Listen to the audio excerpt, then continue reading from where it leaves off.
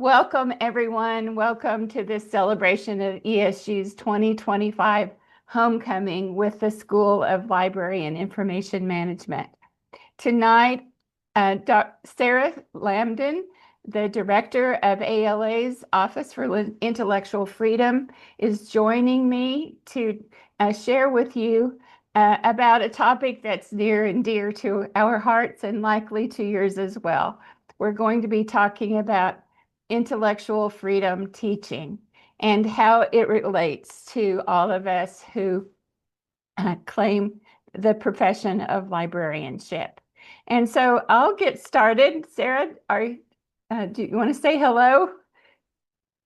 Hi, everyone. It's great to be here. So, I am the Deputy Director at ALA's Office for Intellectual Freedom, but I'm also a proud graduate of ESU's SLIM program. And I am a Kansan at heart. I live in New York now, but um, go Kansas.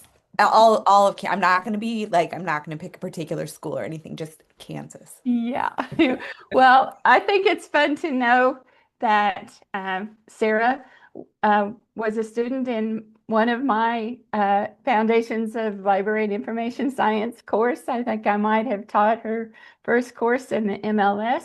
And in those days, we at SLIM had a partnership with the law school at the University of Kansas, where Sarah was a law student. And we arranged for law students to take some of their credit hours in our library school program and to become prepared to work in librarianship as attorneys. And so that's how we have come to have Sarah. And it's just so great to be joining up with her now around this very important topic. And so I'm going to see if I can share my screen. I hope I can do that. I'm almost there. Yep. See here.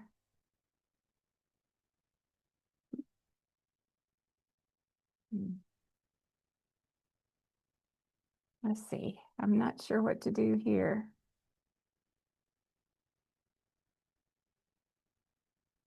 I need to, do you see, what do you see at this point, Musab? I see the labels up, including notes and the next Next slide. slide. Okay. So I'm not, let's see if I can see the text bar. Here, I think I figured it out. So here, how's this? Hopefully you can still see me and you can see the slides on the screen. And so again, we're celebrating by this time talking about intellectual freedom teaching. It's extremely important that we focus on this topic right now. And I want you to know that my involvement in teaching intellectual freedom as a master's course and the Master of Library Science degree program happened very serendipitously. 2 years ago at the Kansas Library Conference, I just happened to be walking through the exhibit hall, stopped and chatted with the folks there from the ALA's Office of Intellectual Freedom. And in a very short conversation, the topic came up about teaching about intellectual freedom in master's programs. And Dean Jung was walking along with me. When he heard the idea, he said, I think Mirah can do that. And so that's what got us started. And we have really moved forward with it to try to make the most of the course. The collaboration that I've been participating in is with the ALA's Office for Intellectual Freedom, the Freedom to Read Foundation, a textbook author named Dr. Shannon Altman, and then the School of Library and Information Management and Emporia State University.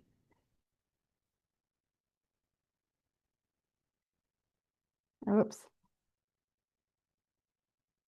So what? Why does this really matter? Well, we all know that professional librarians earning the Master of Library Science degree must be preparing to be on the front line of libraries.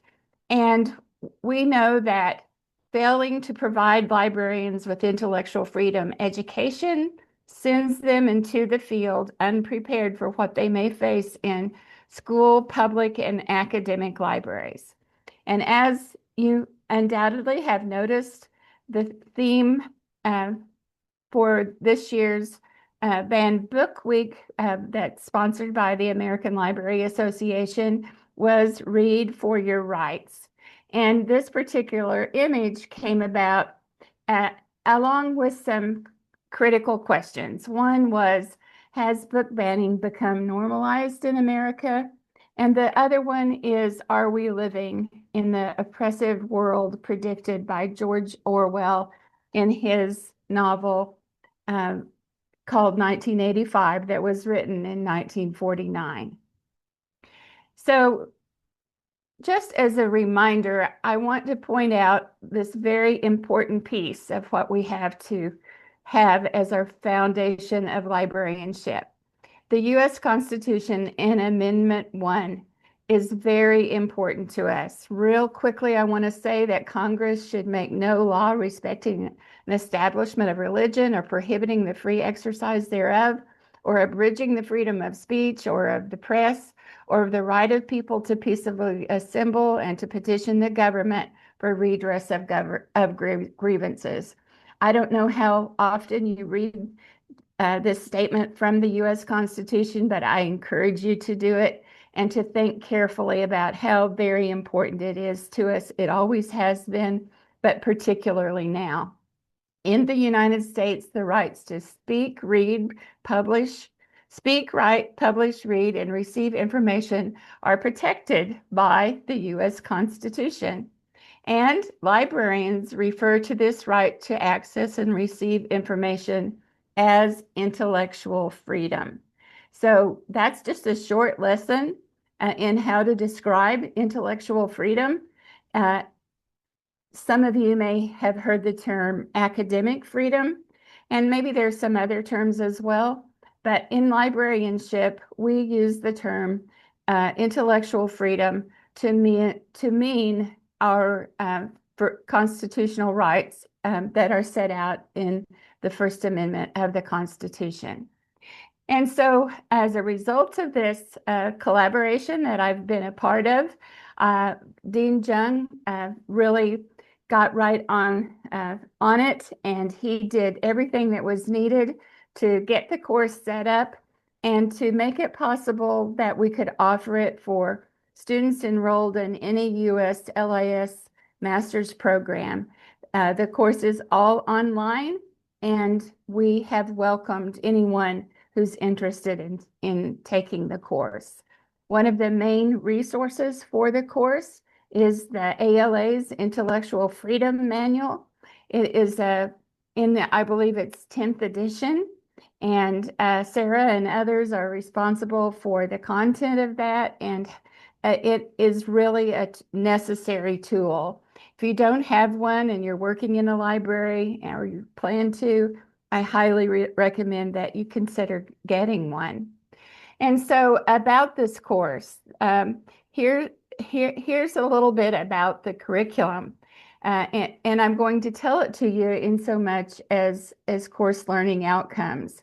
Students learn to define intellectual freedom and freedom of speech as it's articulated in the Constitution and relative to the court system.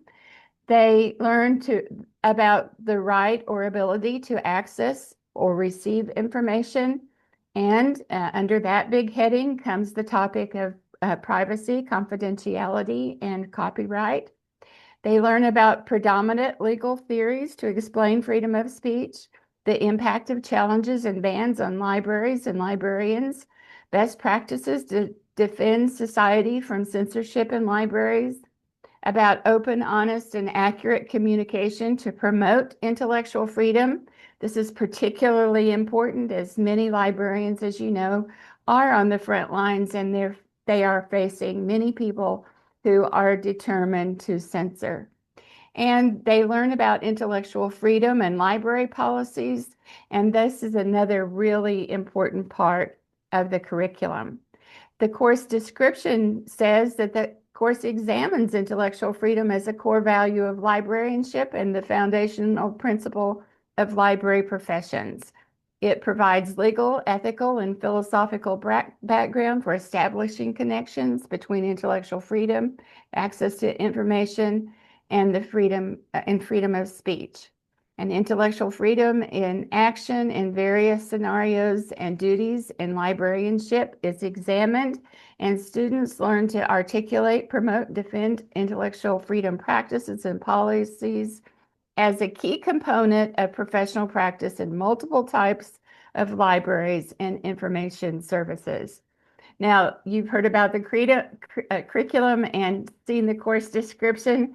You can see that it is really a heavy lift. Students who enroll in this class are very committed to the topic and want to learn, and they have been very focused and willing to do a lot of work and follow me along in all of the assignments. These are some of the course learning outcomes, and I'm not going to read them all right now, but I'm hoping you're thinking about what I've just said and you realize that this is very intentional on the basis of what I've just described to you.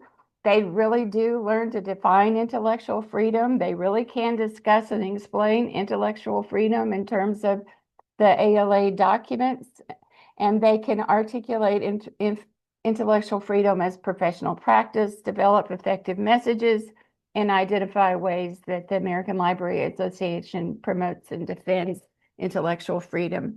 And not only have librarians on the front lines come under attack, but also the American Library Association has come under attack in a variety of different ways.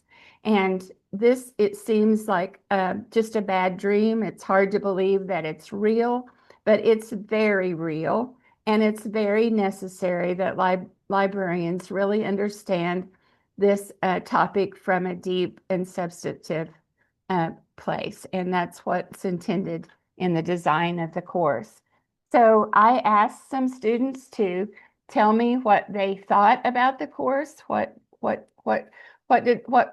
statements did they have to say about it.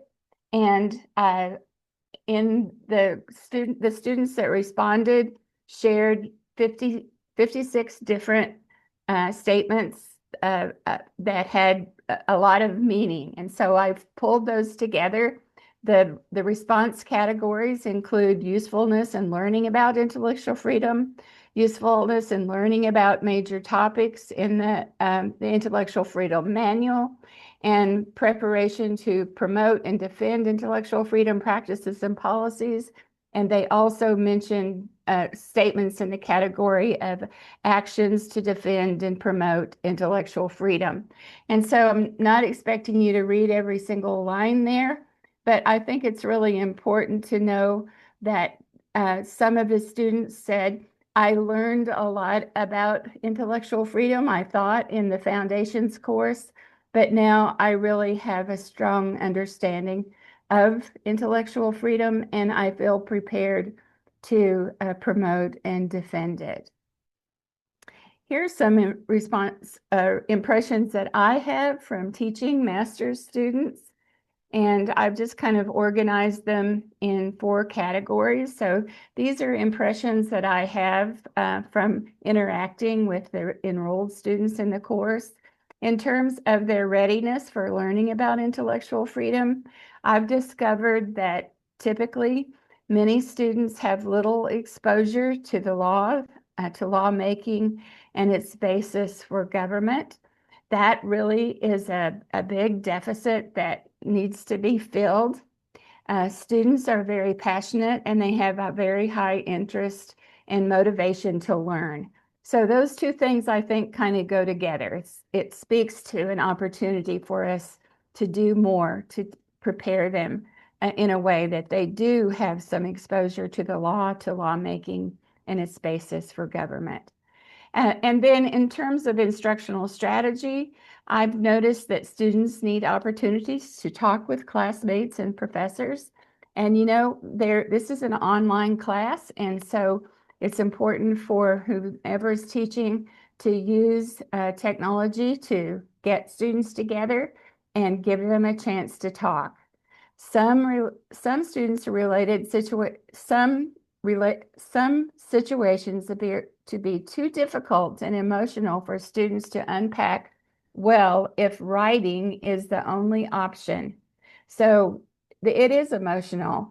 Many of the students describe their own experiences with encountering people who want to ban and censor um, um, books in the library's collection. And they are very emotional about how that has gone down. So they really do need to talk. They need to talk to people who have the same values and beliefs about librarianship. Also, students benefit from comparing and contrasting well-written policy documents and some that are incomplete or poorly written. And so this is a good way, I think, to quickly show them what a well-written document looks like by showing them some at the same time that are not so well written. Writing policy and librarianship has always been a skill that we've worked to prepare our students to be able to do, and we continue to do that. Also, I've found that providing a teacher-made outline of items to look for in existing policy is instructionally positive. And so just asking them to set out and make sense of a policy without an outline of items to be looking for is kind of, I don't know, it just stays too vague. But when they have an outline, they really do a good job. And then lastly, about resources, I've noticed that the selection of assignment reading materials must be current and provide students with timely details. This issue in our society is moving at breakneck speed. And so what they really need to be is kept in touch with what's most relevant and most timely. And so that means quick selection of readings for the course, staying on top of that. Also, in terms of resource selection, I know I'll just say again that the ALA's Intellectual Freedom Manual, which is available in print and in an ebook format, is a really wonderful tool.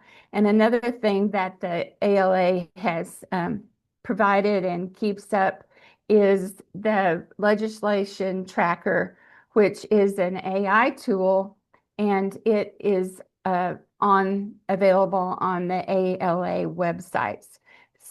Students, everyone really needs to know what's happening with legislation. And again, there's been so much of it and so much happening quickly that this tool is really good for helping people to be able to stay understanding what's going on.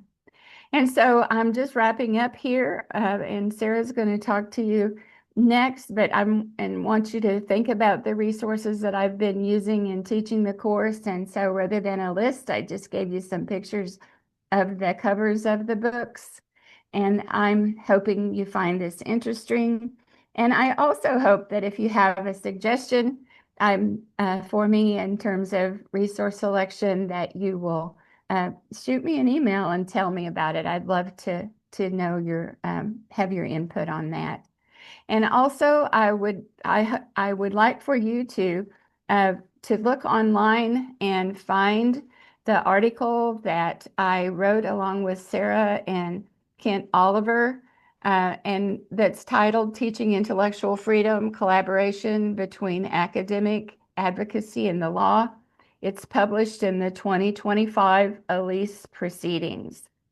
And I think if you search for the 2025 Elise proceedings, you might be able to find it quickly. But if not, please ask me and I'll give you the link. And so everyone, thank you so much. And I'm hoping that despite what we know is happening in our country, that we can be happy, that we can celebrate, and that we can take great stock in just how important higher ed in America actually is, and how fortunate we are to have been associated with Emporia State University.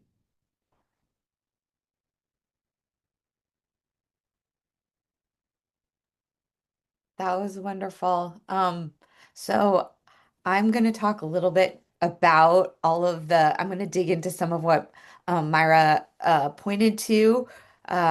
Professor Dow said that the American Library Association Office for Intellectual Freedom helps to create the manual, and I think of us as kind of the standard bearers and the holders of the ALA Code of Ethics, and the kind of the people inside of the American Library Association that you go to and that will help you if you ever face censorship challenges or have censorship questions. So, as I said at the beginning, I started my career where some of you are right now, which is at Emporia, and I had no idea that I would end up being the deputy director of the Office for Intellectual Freedom.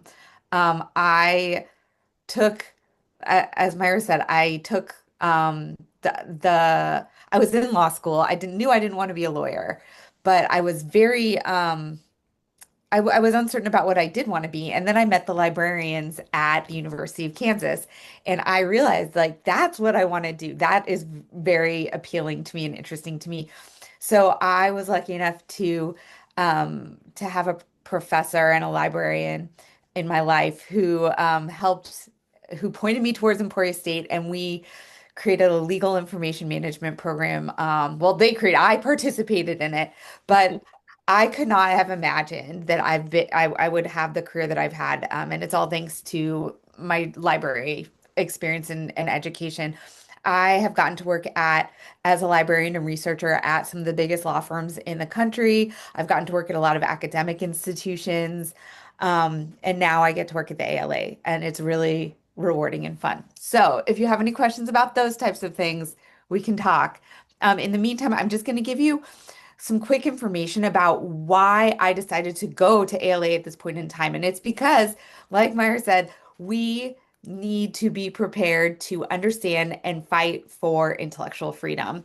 I'm going to share my screen. I'm going to share my slides. Okay. And I'm assuming you can all see that. So, this is a look at why I think it's important to learn about intellectual freedom now, either while you're at your library school program, an information science program, or even as graduates who might be interested in coming and learning from at the Office for Intellectual Freedom, or going, and getting resources with Emporia State, etc. So this is I'll preface this by saying that the American Library Association does intensive data collection about censorship. So these numbers and this information comes from my office.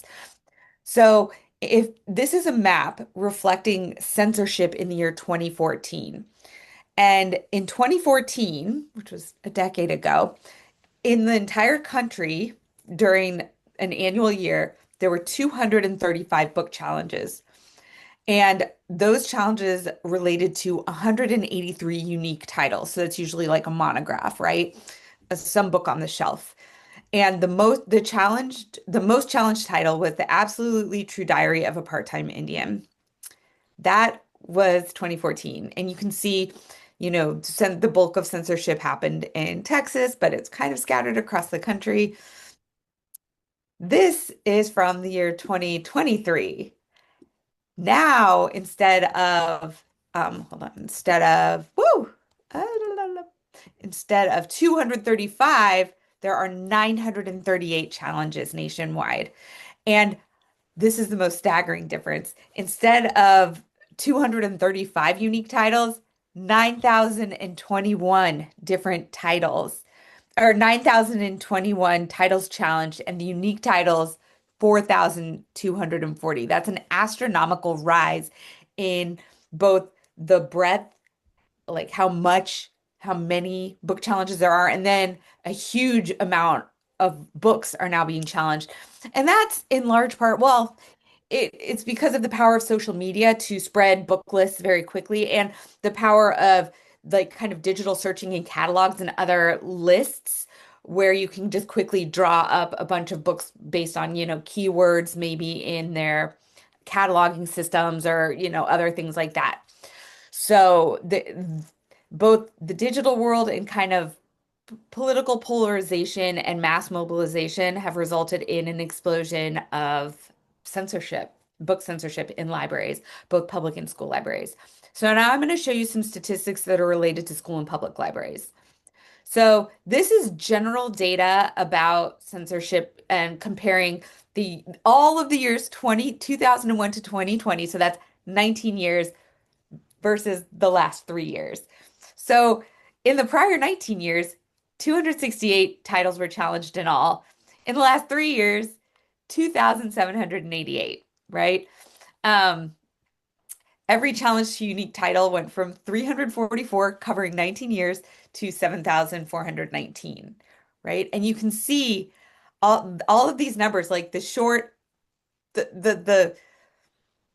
real rationale for comparison is just to show how everything has increased. And you can also see that the percentage of books titled by or challenged by pressure groups has risen from like about 13% to about 70%. And that's because of, in large part, social media and the ability to mass mobilize. There are several groups, including like Moms for Liberty and a few other pressure groups that are very well funded and often kind of backed by different political operatives. And those organizations do a bulk of the censorship attempts. So most requests to reconsider books in libraries are actually filed by a very small number of people. They are just doing a lot, right? So the next, and there was, and so this is particular to public libraries. You can see this is the spread from 2011 to 2024.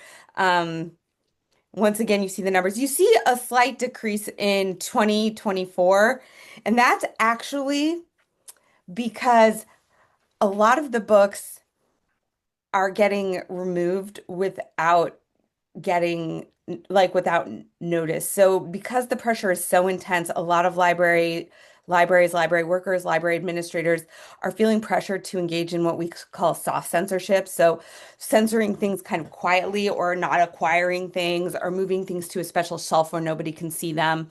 There are all sorts of ways to censor materials that aren't book challenges that happen kind of that are visible and easy to track. So the reduction in tracking, unfortunately, does not correspond to a reduction in actual censorship. So here are the most challenged books of 2024, and I'm sharing them with you because I want to highlight what kind of books these are. Most of them are books for young adults, and most of them are books reflecting LGBTQIA lived experiences or the stories of people in communities of color, right? So the books that are being targeted kind of run along the same lines as other type of censorships that we're seeing from federal and state governments around like DEI and, like don't say gay laws and things like that, right? We're seeing that kind of censorship being borne out in library materials. So as I said, the attacks on intellectual freedom are coordinated, right? It used to be, just a person in a community seeing a book on a shelf and thinking, why is this book here? I think it's inappropriate or I don't like it, versus an organization sending lists to people all over the country saying, we need to get all of these books out of all schools. So you can see these are the main organizations that engage in censorship. Moms for Liberty, Mass Resistance, an organization called Book Review for Christian Families, or My Book Cave. There's an organization that's run by Kirk Cameron called Brave Books that also attempts to censor certain materials from public and school libraries. So given all of that statistical information, Professor Dow's class is very, very important and timely, right? And these are all things that Professor Dow mentioned in her presentation, that like things that she teaches in her course. But they're so important because now that I'm actually on the ground and seeing kind of the view of just library workers in their daily lives, these skills are critically important. So knowing how to make collection development, behavioral, privacy, and other policies in a way that is both compliant with the First Amendment and that protects everyone's First Amendment rights and gives everybody a clear understanding of how to go through like a book reconsideration process, or what you're allowed to do in a library and what you're not. Understanding how laws and constitutional rights apply to libraries, right? Apply to intellectual freedom and the right to read in a library setting. And also knowing your rights as a library worker, and knowing the rights and understanding the rights of the people who use your library, right? So you can intervene and you don't feel cowed or scared of censorship, but you feel equipped and confident with the tools to prevent censorship and to ensure that all of your library users are getting what they need in the library and feel comfortable using the library in a way that complies with intellectual freedom and the freedom to read. So I have one thing that I've been doing in the American Library Association, and remember, there are student rates for the American Library Association, and I highly encourage everybody to get involved in library associations. That's how I found all my jobs. I was a law librarian. The American Association of Law Libraries was my professional home, right? So in the American Library Association, I've actually, it was already started, but it had been dormant for some time, but I revived a program called Lawyers for Libraries and Law for Librarians. So Law for Librarians is a program in ALA, in the Office for Intellectual Freedom, that prepares people who are working in libraries to protect users' First Amendment rights in libraries, and provides critical legal support and understanding to library workers and librarians to mount effective responses against intimidation and against other legal challenges. We also teach copyright and other legal issues as well. Unfortunately, right now, the most salient topic does happen to be intellectual freedom, right to read. So we provide intensive training to library workers, and we have an online community where everybody can get together, exchange ideas, raise concerns with each other, and meet together. We also have monthly webinars and meetings where we get together, and I might have an employment discrimination lawyer come in and talk about your rights to speak as a library worker, or we might focus in on movie posters and copyright in your library, right? There are all sorts of different topics that we bring that kind of have a legal or intellectual freedom twist to them.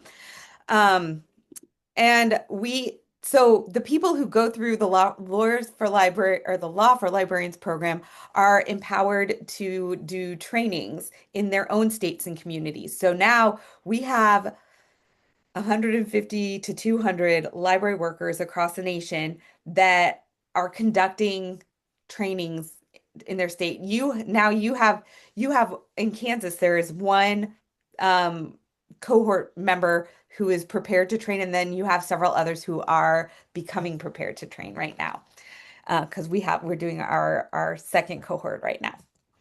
So these are the things we cover in the curriculum. We cover an introduction to law, First Amendment, privacy, and copyright.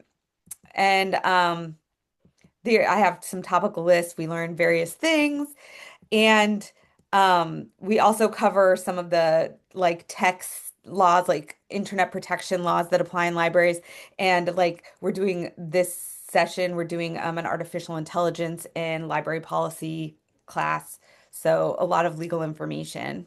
and policymaking information. So our first cohort had 89 librarians from 48 states. We trained them for 2 days, and they have done 161 trainings across the nation.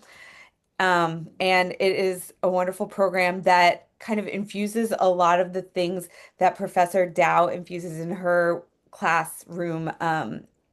And we are going to continue to work together to offer more intellectual freedom prep because unfortunately, I mean, it's very interesting and exciting. Like I got into intellectual freedom because I wrote a lot about privacy in libraries. So it's interesting, but also unfortunately it's timely.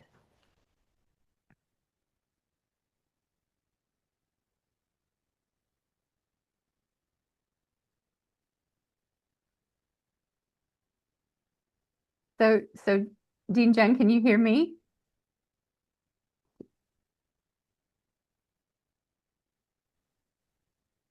Yes.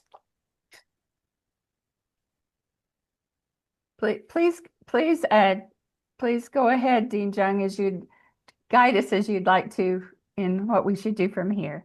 Well, I was in there, the Mirah, Sarah, and the Kent, the session. It struck me that whoa, the three of the all three presenters are ESU Slim alone. That's very unlikely coincidence.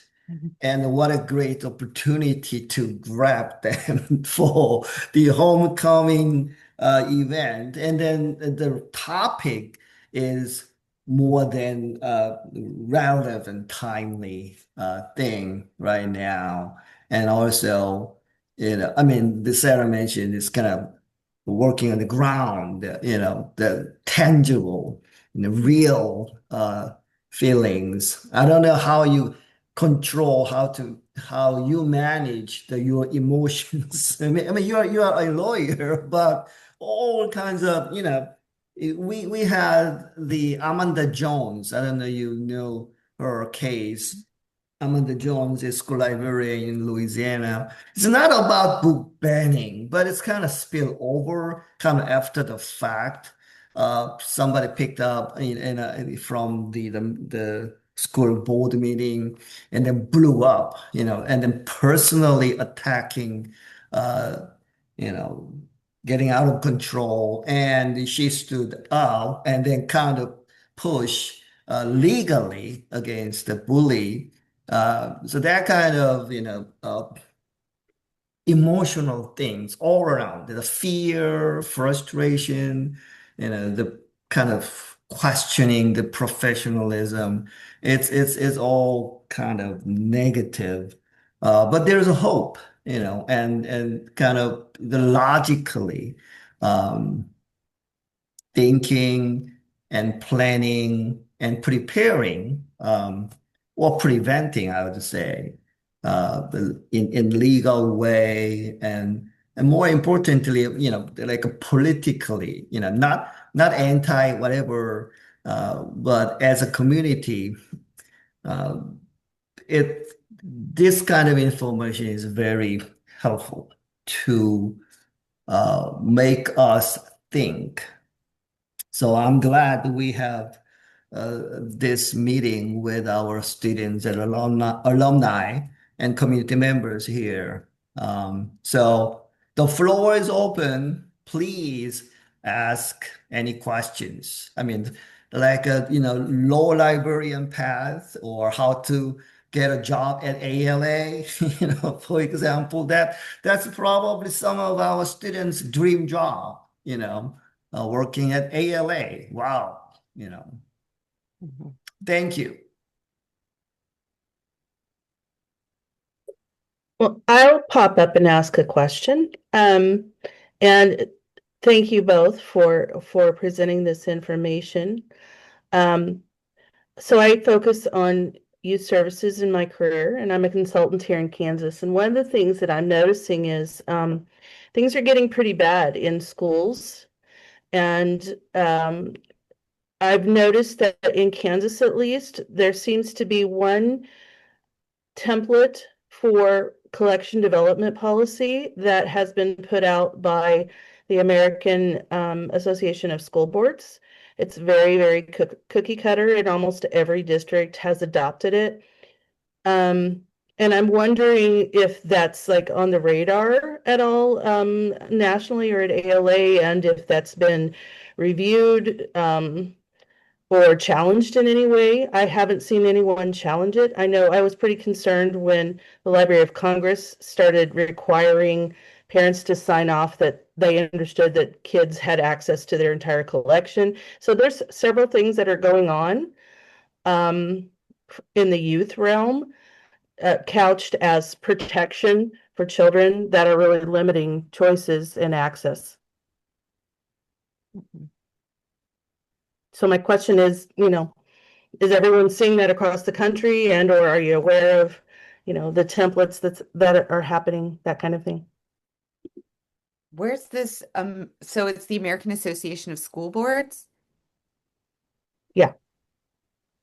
Because I'm very familiar with our policies, right?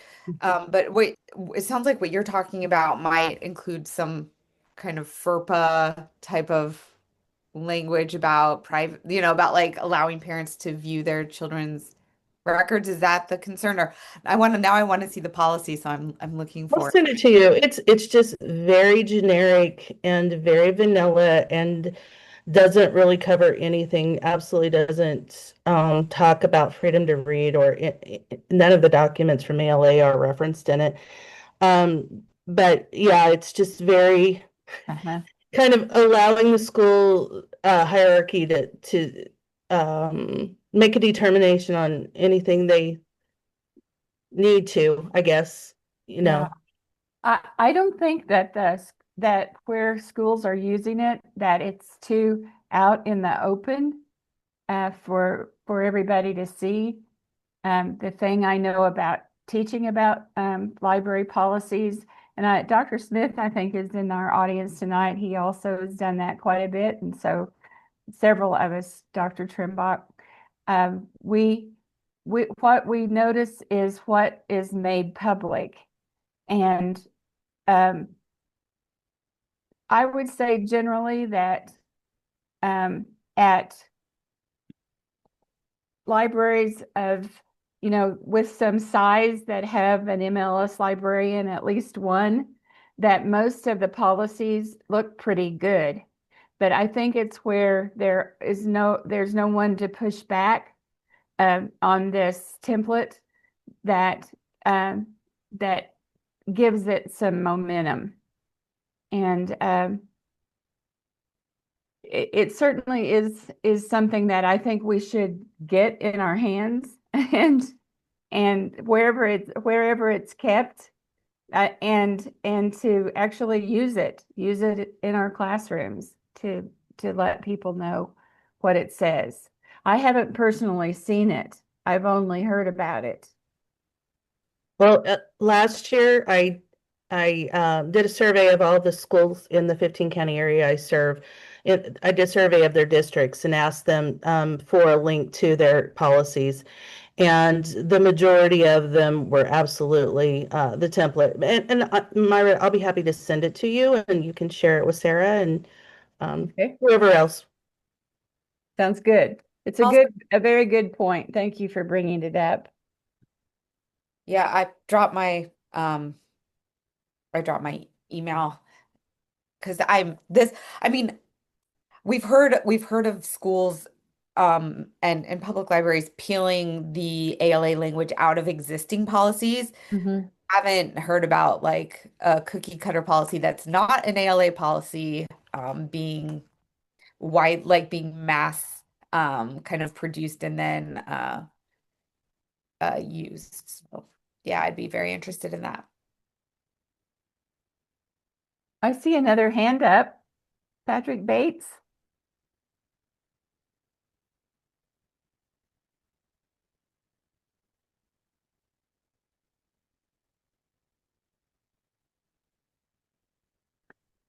Or how about Dr. Smith? I see his hand up. Well, good evening, everybody. Since my name was invoked in the policy discussion, I will say, and I hope there aren't any school administrators sitting in the audience, because very often school administrators have a very different take on what they're trying to do with policy, and that is avoid being sued. And so it's actually rather interesting that a lot of school boards are adopting collection development policies, because traditionally the majority of schools districts didn't have any collection development policy. And so I can certainly understand why they want some policy to have some legs to stand on, but it is very disturbing that they're all adopting something that, when you say it doesn't reference a single ALA statement. That is alarming, but not wholly surprising, because in my experience, a very large proportion of school administrators do not understand what a school media center is for. They do not understand how a librarian is trained, or a librarian's job, or frankly, the impact of a properly run, professionally staffed school media center on the achievement of every child in the school, which, as we all know, is the one factor that can make a difference regardless of anything else. So that really doesn't surprise me. The other thing I've noticed from looking at things with a different policy, so nothing to do with collections, but I do notice with some policy work I was doing several years ago with the then director of the Emporia Public Library, the state library had a policy template that lots and lots of lots of libraries were just copying wholesale.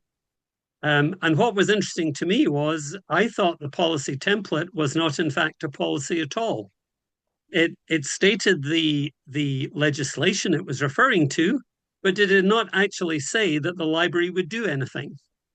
So it's not about, to my mind, it wasn't a policy. The library, it said nothing, but everybody was dutifully copying this from the state library website and plastering it on their own websites. So I think there's an awful lot of policy ignorance,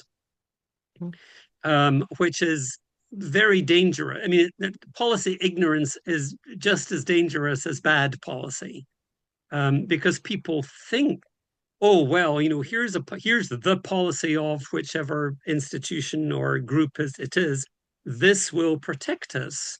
And without understanding what it is, and without understanding essentially the very strong and detailed arguments of statements such as the right to read statement, the right to view statement, which are based, as Dr. Dow said earlier, on the Constitution, you're not in a good position at all, because your so-called policies are not protection for anybody. So that's really, it doesn't surprise me, Tammy, when you're saying lots of people seem to have this, because I did a seminar on policy for United for Libraries a couple of months ago. And one of the questions at the end was, oh, can we have AI write our policies? And Sarah, your toes are probably curling just at the even idea of that. To which my response was, well, no, because your policy is a legal document, and I don't want some black box over which I have no control creating policy for me. If I don't understand the policy, I sure don't want somebody or something that I know nothing about creating my policy. But those are the types of things where we are very often well-intentioned people looking to do the right thing. But as Sarah has talked about with her training program for librarians at law, so many people are not aware, and they're not equipped to do this kind of work. So they're looking for a solution. And unfortunately, we know the easy solution is very often the one that gets adopted. So, Dr. Dow, you asked, there are my thoughts. Not surprising, but again, so very often not done with ill intent, but just done more through ignorance or not understanding. But that can lead us to places where we absolutely do not want to be. Yeah. And Thank you, I'll Dr. Smith. There's a kind of interesting question. Morgan Castle, are there local grassroots organizations countering the efforts of organized groups to challenge books?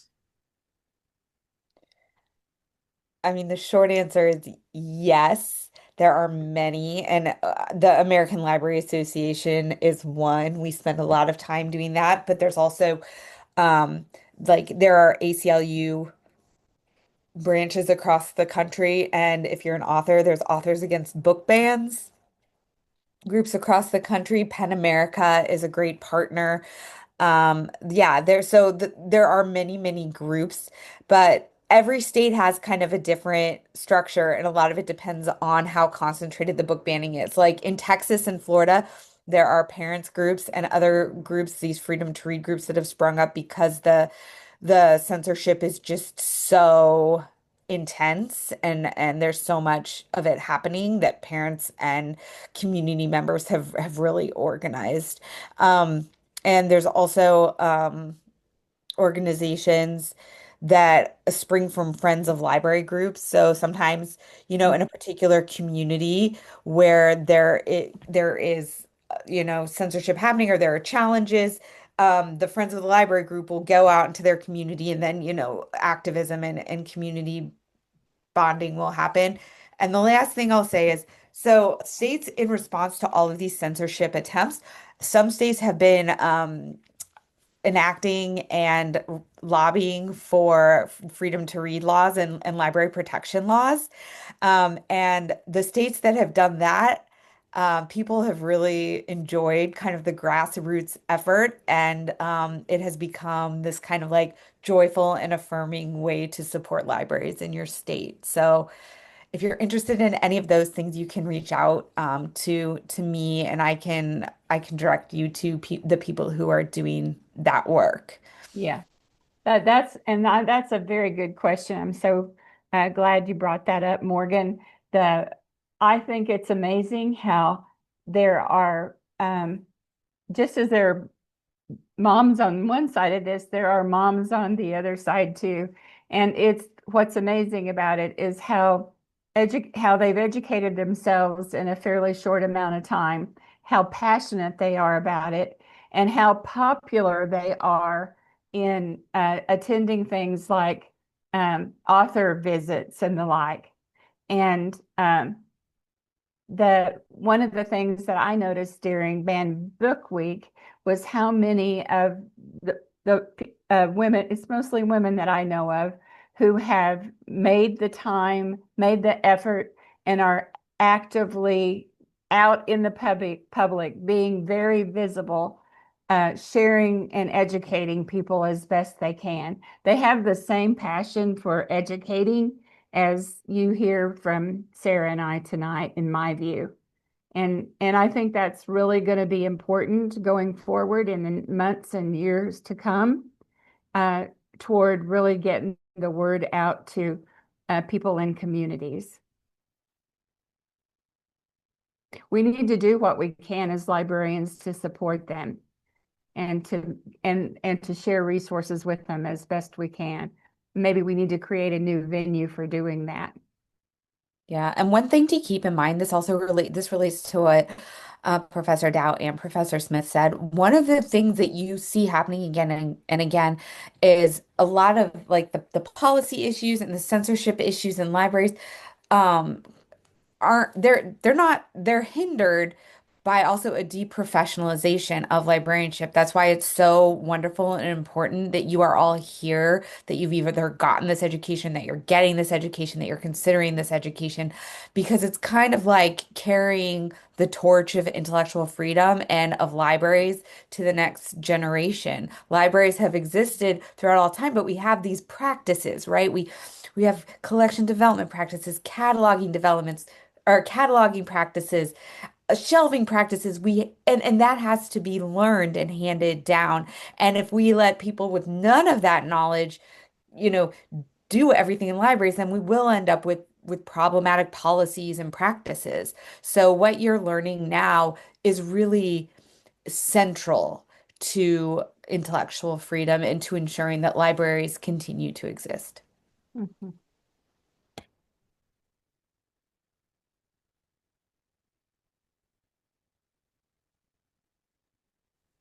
Okay, any final comment, question?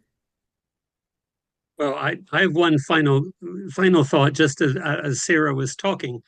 Um, Having served on a public library board, a lot of what you're talking about, Sarah, is it's not just the librarians. We need to be exceptionally intentional as to who we are recruiting to serve on library boards. It can't just be people who, quote, love the library or want to shelve books. No, it's people who need to understand what a library is.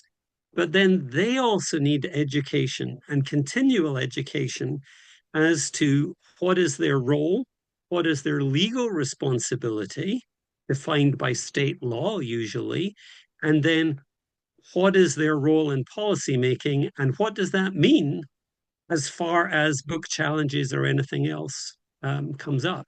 But that's also very important. There's so much. I'm just laughing because I'm thinking actually the whole of this session is really all about education. It's all about people not knowing. And I'm sorry, I'm back to my great library myths. People don't understand what a library is. They don't understand what a librarian does, and they've no idea of the value a library brings to its community. And those are the things that we need really to be concentrating on teaching everybody we meet. Yeah, and I'd just like to put an exclamation point at the end of what Dr. Smith just said and what Sarah's been saying, what I've been saying is intellectual freedom teaching. We must be here celebrating that we still have the freedom to teach about intellectual freedom, and we're not going to give up. And so that's the thing that I have a feeling most of us share tonight, and it is something to celebrate. That's all for me, Dr. Jung. Well, that's great conclusion. Again, thank you so much, Dr. Dow and Sarah Lamdan, our proud alums Yeah. here. And we have other alums here, but let's celebrate our homecoming this week. We have another the virtual meetings tomorrow night. It's Thursday. Thursday night is actually trivia night, and then we have another one in on Friday morning. So I hope to see many of you again in other occasions. Thank you so much.